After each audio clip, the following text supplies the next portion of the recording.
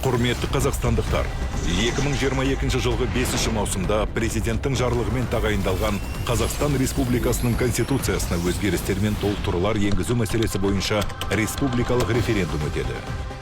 Референдумға қатысу құқығына 18 жасқа толған республика азаматтары ие.